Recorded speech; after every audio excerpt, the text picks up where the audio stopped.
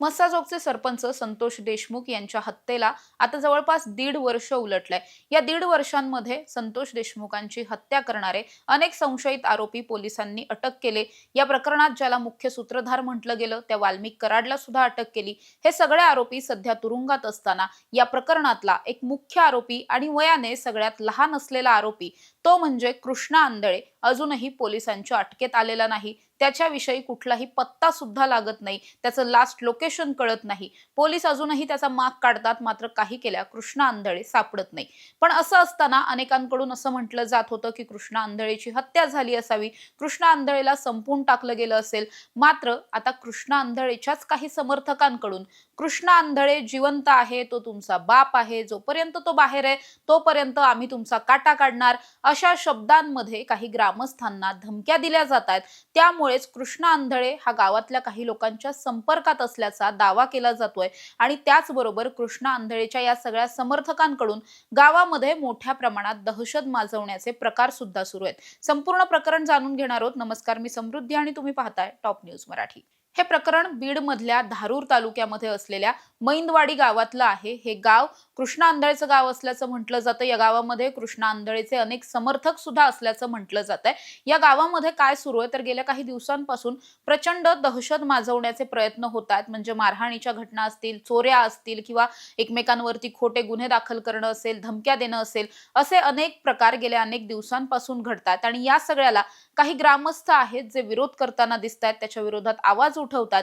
मात्र अशाच पद्धतीने आनंद मैंद नावाचे एक ग्रामस्थ आहेत। या ग्रामस्थांना एका गावातल्याच ग्रामस्थांच्या टोळीकडून बेदम मारहाण करण्यात आली।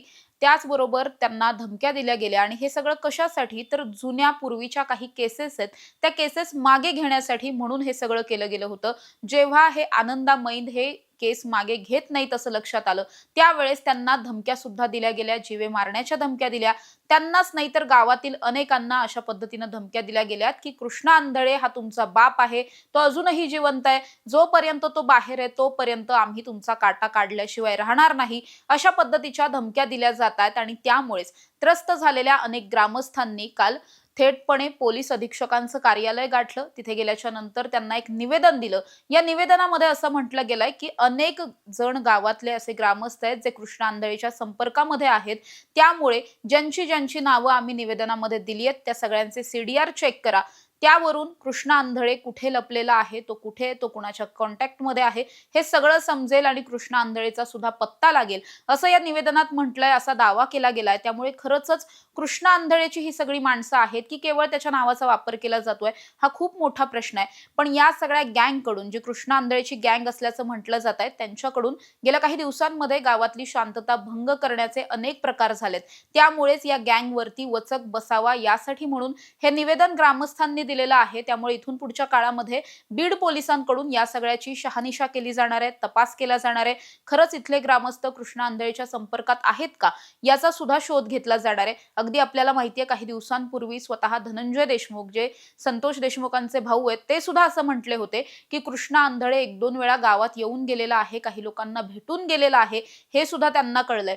त्यामुळे जर या गोष्टी खऱ्या असतील तर हे सुद्धा खरं असू शकतं की कृष्णा आंधळे खरंच गावातल्या लोकांच्या संपर्कात आहे आणि तो काहींना येऊन भेटलेला सुद्धा आहे। त्यामुळे पोलिसांनीच आता या सगळ्यामध्ये कठोर पावलं उचलावीत आणि या सगळ्या व्यक्तींवरती कारवाई करावी अशी मागणी धारूर तालुक्यातील या सगळ्या ग्रामस्थांकडून केली जाते। अर्थात आता बीड पोलीस या सगळ्यावरती काय निर्णय घेतात हे पाहणं महत्त्वाचं असणार आहे। अशा ताज्या आणि महत्त्वाच्या बातम्यांसाठी तुम्ही पाहत राहा टॉप न्यूज मराठी। आपला महाराष्ट्र, आपली बातमी। तुमची car, electric panel, data server आगीपासून सुरक्षित आहे का? नाही? मग आजच बसवा F protect temperature activated fire suppression device. यामध्ये आहे eco friendly non toxic pressurised liquid जे आग लागल्यास क्षणार्धात ऍक्टिव्हेट होऊन आगीवरती मिळवते नियंत्रण। बसवण्यास अतिशय सोपे आणि सुटसुटीत टेकालिपचे एक दर्जेदार उत्पादन एफ प्रोटेक्ट।